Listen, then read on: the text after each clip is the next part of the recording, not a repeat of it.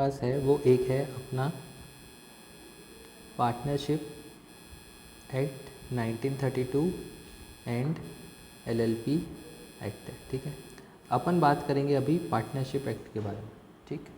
Partnership act बात समझिएगा, ये बोलता है व्हेन 2 और मोर पर्सन, ठीक है, साथ आते हैं किस चीज़ के लिए, प्रॉफिट शेयर करने के लिए, for sharing of profit and loss, तो उसको अपन क्या बोलते हैं, पार्टनरशिप, ठीक है। यहाँ पे इन लोग अपना कैपिटल कंट्रीब्यूट करते हैं,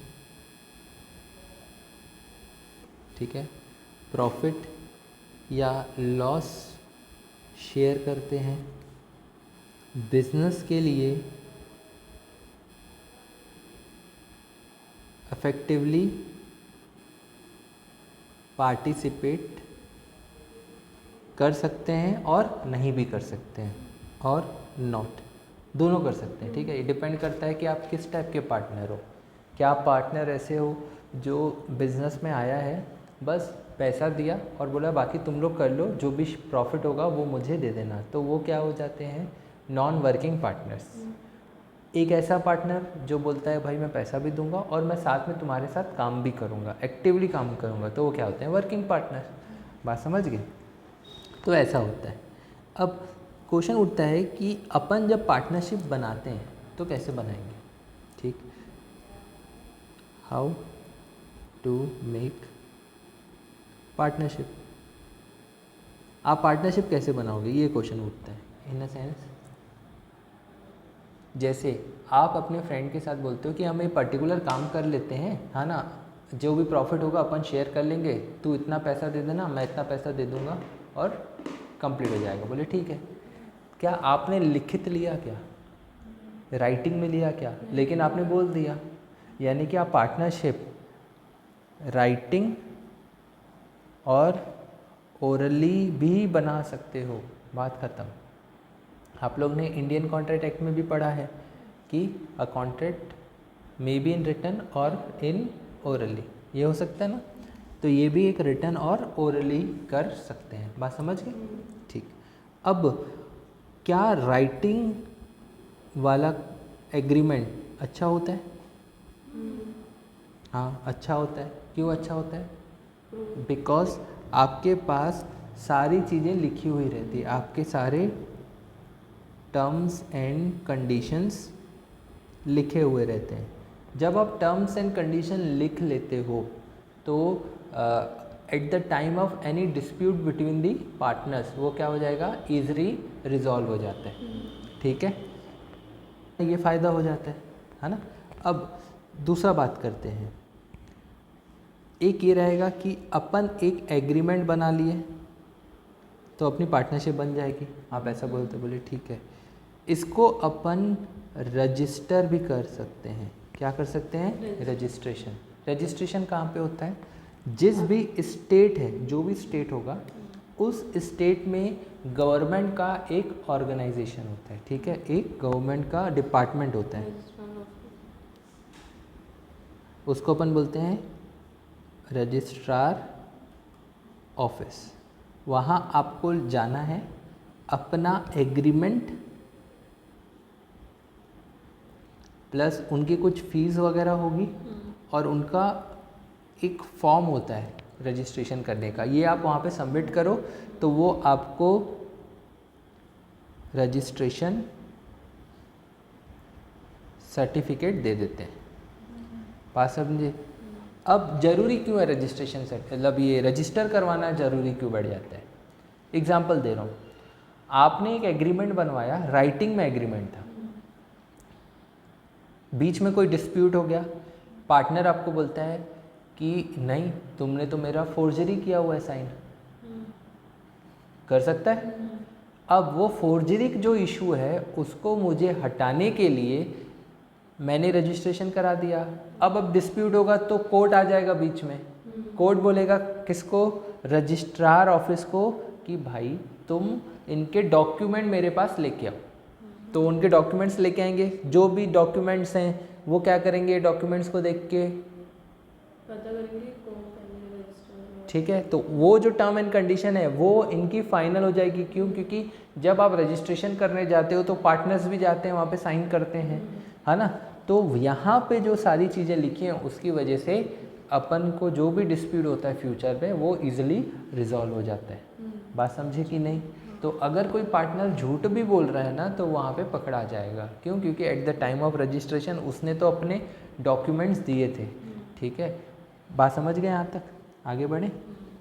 फिर क्वेश्चन उठता है कि जब अपन एग्रीमेंट को राइटिंग करते हैं, रिटर्न करते हैं, तो वहाँ पे क्या क्या लिखा होना चाहिए? सबसे सिंपल सी क्वेश्चन है कि मैं आपको बोलता हूँ कि एग्रीमेंट बनाओ आपके पार्टनर्स, आप अपने दोस्तों के बीच में बनाओ, जहाँ पे आप अपने दोस्त मिलके एक पार्टनरशिप डीड बना रहे हो, जिसको हम लोग बोलते हैं पार्टनरशिप डीड, ठीक है। रिटर्न एग्रीमेंट को अपन बोलते हैं पार्टनरशिप डीड। बनाओ तो क्या कैसे बनाएंगे, ये सबसे बड़ा क्वेश्चन है। कोई भी डीड बनाने के लिए सबसे पहले क्या बताओगे कि कौन से डेट पे अपन स्टार्ट कर रहे हैं, ये बताओगे। क्या आप जो पार्टनरशिप बना रहे हो उसका एक अलग नाम रहेगा, बिजनेस का नाम, तो क्या लिखोगे? नेम ऑफ बिजनेस, ठीक। और क्या कर सकते हो? Address of the office, partnership का जो ऑफिस होगा, ऑफिस एड्रेस जहाँ से आप लोग बैठ के काम करोगे, ये तो हो गया। अब कौन कौन पार्टनर यहाँ पे क्या है एडेड होगा एज अ पार्टनर, ठीक है। तो क्या लिखोगे? Partners details. अब पार्टनर डिटेल्स में क्या होगा? पहला नेम, वो पार्टनर जो है वो सन ऑफ है, डॉटर ऑफ है, वाइफ ऑफ है, जो भी है वो लिखेंगे। फिर वो पार्टनर का एड्रेस लिखोगे कि एट प्रेजेंट जब डीड बन रही है वो कहाँ पे रह रहा है। दूसरा कोई आइडेंटिटी, कौन सी आइडेंटिटी? जैसे आधार ले लिए, पेन ले लिए। क्यों ले लिए? क्योंकि ये यूनिक आइडेंटिटी है, बाद में ऐसा ना बोले कि ये तो मेरा नहीं है। बात समझे? तो कोई भी यूनिक आइडेंटिटी अपन दे देते हैं, तो ये सारा चीज़ कवर अप हो जाएगा। दूसरा क्या होगा कि मतलब जितने पार्टनर है सारे पार्टनर के डिटेल्स आ गए। फिर क्या लिखोगे? किस टाइप का बिजनेस करोगे, तो आप क्या बोलोगे? नेचर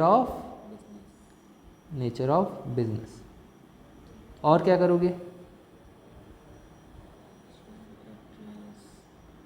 और कौन कितना कंट्रीब्यूट कर रहा है, हाँ, capital, contribution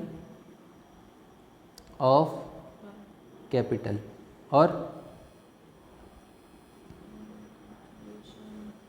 sharing profit ratio, profit sharing ratio.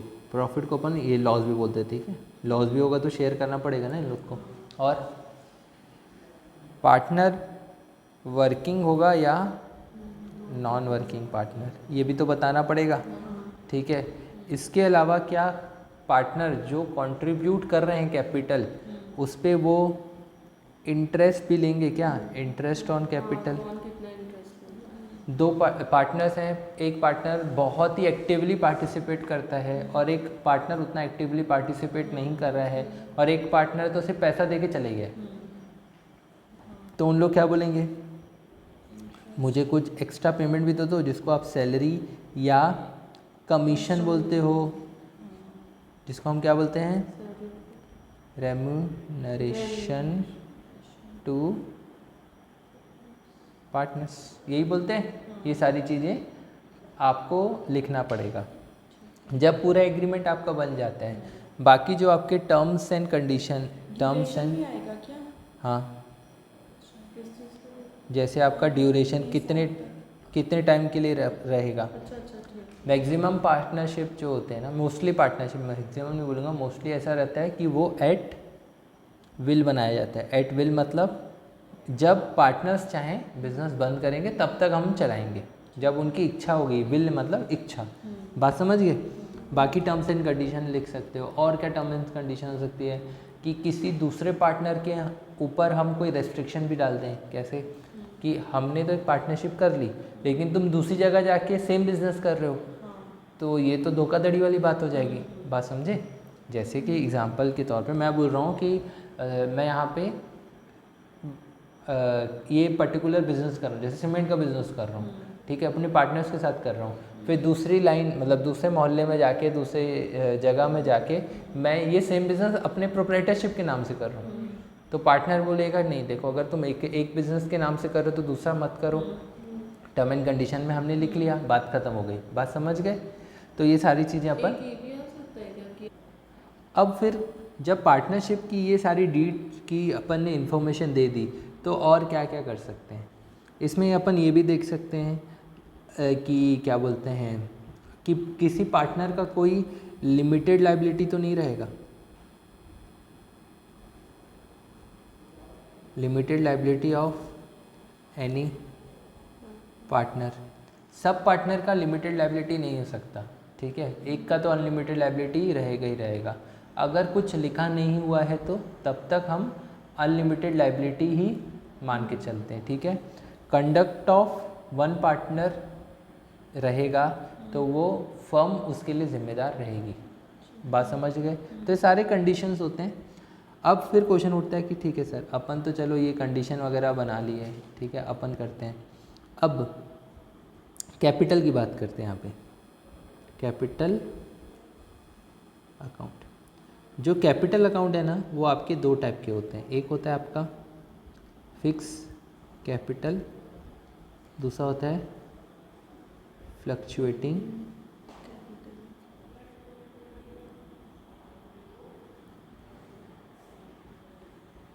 Fix capital, fluctuating capital में अंतर समझना।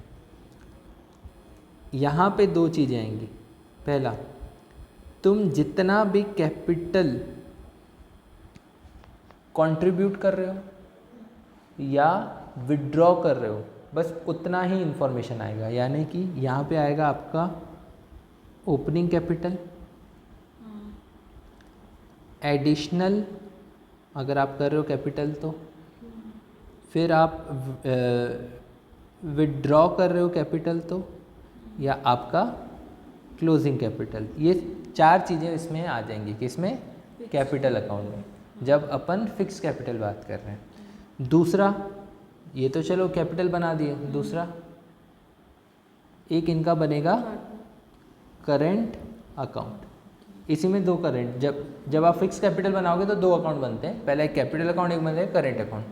करेंट अकाउंट में इनके अलावा जो भी रहेगा वो इधर आ जाएगा। ठीक है। क्या क्या? जैसे करेंट अकाउंट का भी ओपनिंग और क्लोजिंग बैलेंस हो सकता है, ठीक है। पार्टनर को आप सैलरी पे कर रहे हो, पार्टनर को आप कमीशन पे कर रहे हो, पार्टनर को आप इंटरेस्ट पे कर रहे हो, इंटरेस्ट ऑन कैपिटल कर रहे हो। पार्टनर ने ड्राइंग्स की है तो ड्राइंग्स भी इसी में आ जाएगा, ठीक है।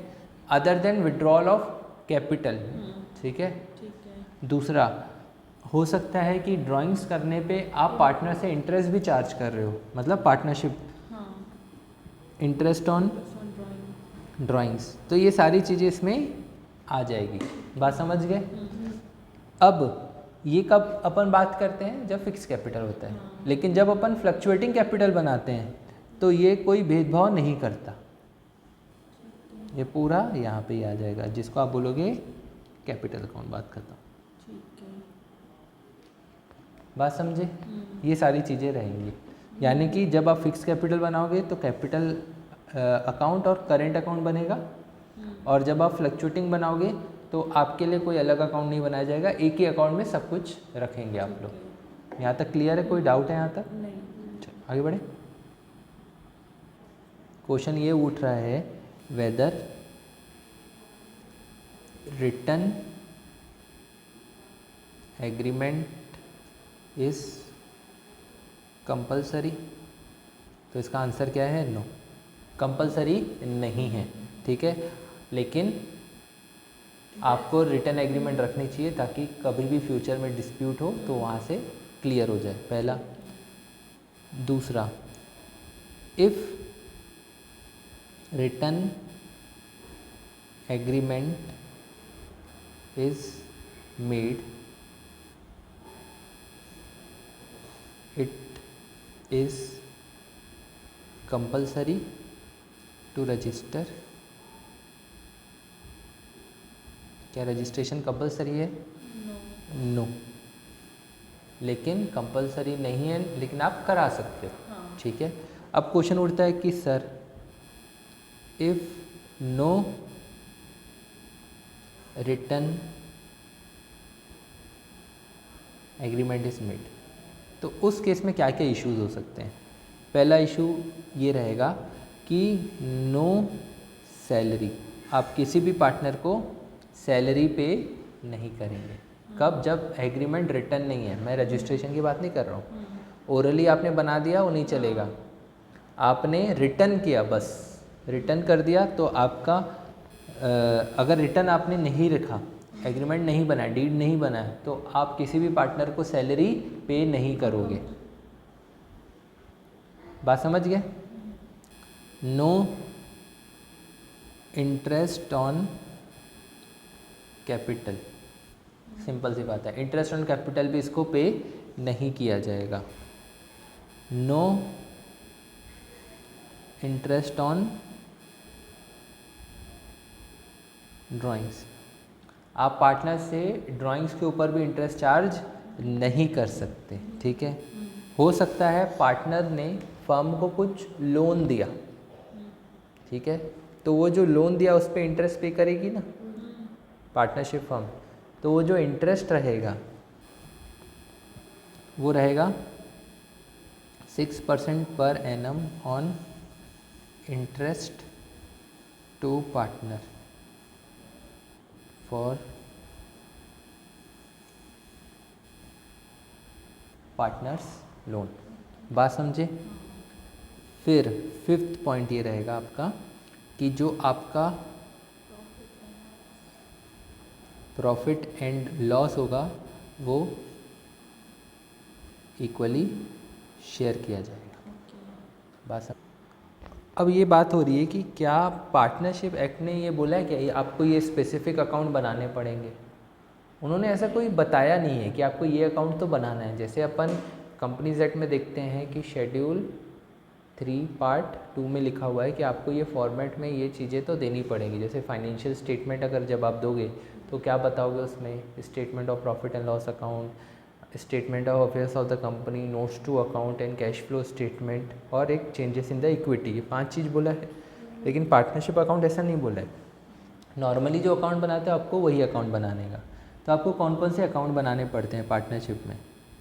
जब अपन पार्टनरशिप पढ़ते हैं तो कौन कौन से अकाउंट्स अपन को बनाने रहते हैं? पहला आप बनाओगे कौन सा? एक बनाएंगे अपन जो ट्रेडिंग बना रहे हैं, अगर ट्रेडिंग या मैन्युफैक्चरिंग से रिलेटेड या मैन्युफैक्चरिंग अकाउंट आपने बनाया, ठीक। दूसरा profit and loss account, loss account. तीसरा आप बनाओगे profit and loss appropriation account. Fourth बनाओगे पार्टनर्स कैपिटल अकाउंट, और फिफ्थ बनाओगे बैलेंस शीट। क्या सिर्फ इतने बनाए जाएंगे? नहीं, और भी अगर रिक्वायरमेंट होगा तो वो साथ में बनाना पड़ेगा जो इनके साथ एनेक्स्ड है या इनके साथ जो जुड़ा हुआ है। जैसे अगर डेटर्स का इन्फॉर्मेशन दिया है, बैड डेट भी दिया हुआ है, प्रोविज़न फॉर बैड डेट भी दिया है, उनका ओपनिंग बैलेंस दिया है, तो आपको तो सिंपल एक डेटर अकाउंट और प्रोविज़न फॉर बैड डेट का अकाउंट बनाना पड़ेगा, ताकि हम अक्रूवल बेसिस ऑफ अकाउंटिंग की रूल्स के अकॉर्डिंग हम उसको पीएनएल में ट्रांसफ़र कर पाएँ। बात समझ रहे हो? तो ये सारी चीज़ें रहती है। आपको ये पता होगा कि ट्रेडिंग अकाउंट कैसे बनाया जाता है, ठीक है। तो मैं ट्रेडिंग अकाउंट का थोड़ा सा एक सिंपल सा फॉर्मेट बता देता हूँ। ट्रेडिंग अकाउंट कैसे बनेगा? ये पर्टिकुलर्स अमाउंट यहाँ पे आएगा बाय सेल्स। ये कौन सा होता है? नेट, यानी कि आफ्टर सेल्स रिटर्न वगैरह एडजस्ट करने के बाद। बाय क्या होगा? कोई भी ऐसे कोई डायरेक्ट इनकम है वो आ जाएगा बाय क्लोजिंग स्टॉक, ठीक है। इधर क्या आ जाएगा, to opening stock, to purchases, to direct expenses, to GP, ठीक है। क्या हो जाएगा, कैरी डाउन, है ना। अगर लॉस है तो by GP GL, by GL carried down, ठीक है। जो भी आएगा अपन को यहाँ ट्रांसफ़र करना पड़ेगा। फिर आप क्या बनाते हो, profit and loss, profit and loss account बनाओगे। प्रॉफिट एंड लॉस अकाउंट में ये वाला यहाँ पे आ जाएगा। अगर जीपी है तो बाय जीपी ब्रॉड डाउन, और अगर जीएल है तो बाय जीएल ब्रॉड डाउन, जो भी आएगा, ठीक है। यहाँ पे बाय जो भी इनडायरेक्ट इनकम्स होंगी। कौन सी इनकम्स होती हैं, बिजनेस ने कहीं एफडी खुलवा के रख दिया तो इंटरेस्ट आ गया, कहीं शेयर्स खरीद के लिए वहाँ से डिविडेंड आ गया, इनके पास कोई प्रीमाइसेस रखी हुई थी उसको उसने रेंट पे दे दिया, तो जो नॉन ऑपरेटिंग इनकम है वो सारी चीज़ यहाँ पे आ जाता है। दूसरा, टू जितने भी एक्सपेंसेस होंगे, टू इनडायरेक्ट एक्सपेंसेस। कौन से इनडायरेक्ट एक्सपेंस होते हैं, सैलरी, ये रेंट वगैरह, रेंट पेमेंट कर रहे हो, इलेक्ट्रिसिटी, मेंटेनेंस एक्सपेंसेस, डेप्रिसिएशन, ये सारा आ जाएगा। फिर यहाँ पे क्या आता है, नेट प्रॉफिट, ठीक है, या तो फिर आएगा नेट लॉस, ठीक। अब अगर आपका नेट लॉस आ रहा है, जब अगर ये नेट लॉस आ रहा है तो उस केस में profit and loss appropriation account आप नहीं बनाएंगे। बात समझिए, प्रॉफिट ही नहीं है तो क्या बांटोगे।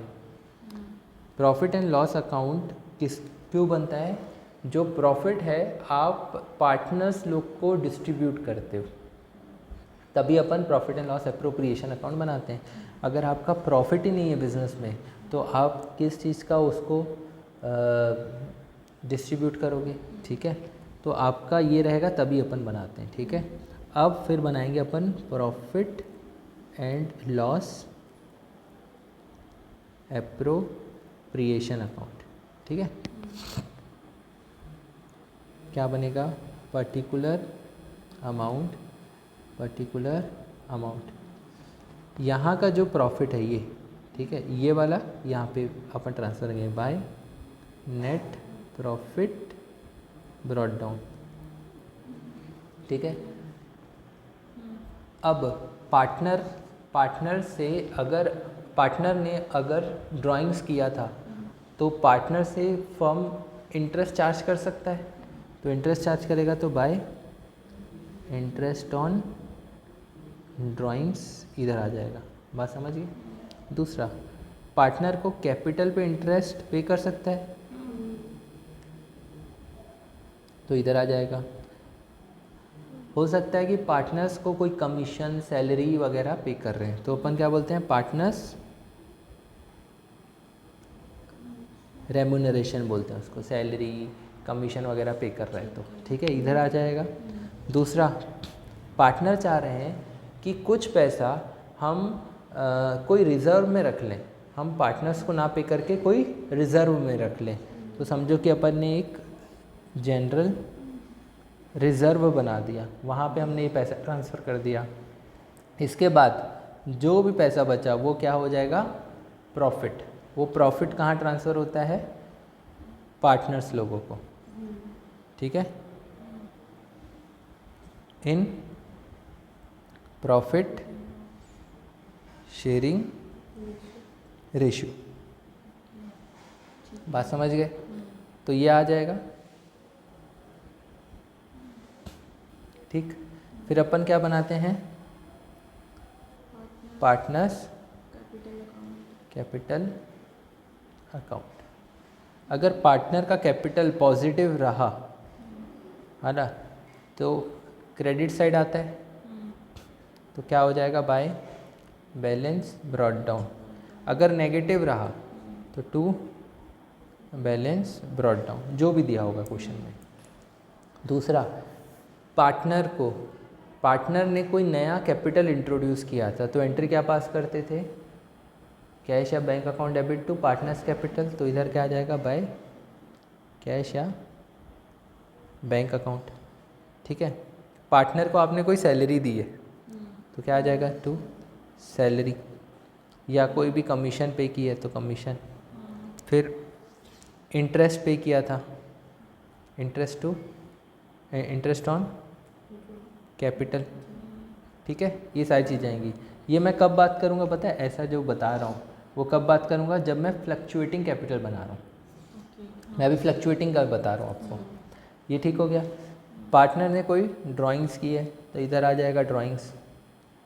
हो सकता है कि इसको कुछ इंटरेस्ट पे करना पड़ा ड्राइंग्स का, तो इंटरेस्ट ऑन ड्राइंग्स भी आ जाएगा। बात समझ गए।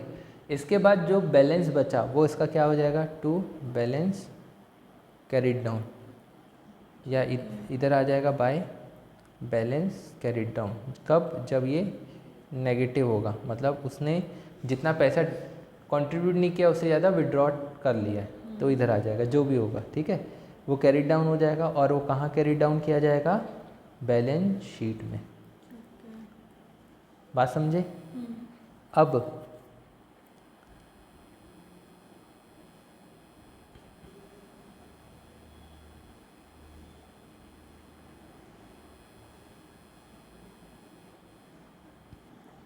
ये मैं क्या मान के चल रहा हूँ, फ्लक्चुएटिंग कैपिटल। ठीक है, अगर आप बनाओगे सर फिक्स कैपिटल के हिसाब से तो आपको दो अकाउंट बनाना पड़ेगा। एक बनाना पड़ेगा पार्टनर्स का कैपिटल अकाउंट, एक पार्टनर्स का करेंट अकाउंट। तो सिर्फ और सिर्फ पार्टनर का जो कैपिटल से रिलेटेड पोर्शन है, यानी कि opening, addition, withdrawal of capital या क्लोजिंग कैपिटल, वो फिक्स कैपिटल अकाउंट में बनेगा। और इसके अलावा जो भी है, जैसे कि सैलरी उनको दी गई है, इंटरेस्ट ऑन कैपिटल मिला है, या जो भी चीज़ें, ड्राइंग्स किया है, इंटरेस्ट ऑन ड्राइंग हुआ, वो सारा का सारा उसके पार्टनर्स के करंट अकाउंट में जाता है। यहाँ तक क्लियर है। चलो, इसके बाद आप बनाओगे बैलेंस शीट। ठीक है, बैलेंस शीट नॉर्मली जैसे आप प्रोप्राइटरशिप के लिए बनाते हो वैसे ही पार्टनरशिप के लिए बनाना पड़ेगा। यहाँ पे आ जाएगा आपका लाइबिलिटीज़, अमाउंट, असेट्स, अमाउंट। ठीक है, यहाँ पे क्या आ जाएंगे, फिक्स एसेट्स, इंटेंजिबल एसेट्स। ठीक, और क्या आ जाएंगे, करेंट एसेट्स। ये सारी चीज़ इधर आ जाएंगे। और यहाँ क्या आ जाएगा, कैपिटल अकाउंट। कैपिटल यानी कि जितने भी पार्टनर्स होंगे। ठीक है, पार्टनर 1 2 जितने भी पार्टनर होंगे, तो यहाँ पे जो आपका बैलेंस बनता है वो इधर आ जाएगा। ठीक है, हर एक पार्टनर का बनाना पड़ेगा, वो इधर आ जाएगा। उसके बाद इधर क्या आ जाएगा, नॉन करेंट लाइबिलिटीज़ और करेंट लाइबिलिटीज़। कोई डाउट यहाँ तक। तो जैसी बैलेंस शीट बनती है वैसी ही बैलेंस शीट यहाँ पे बनाई जाएगी। ठीक है।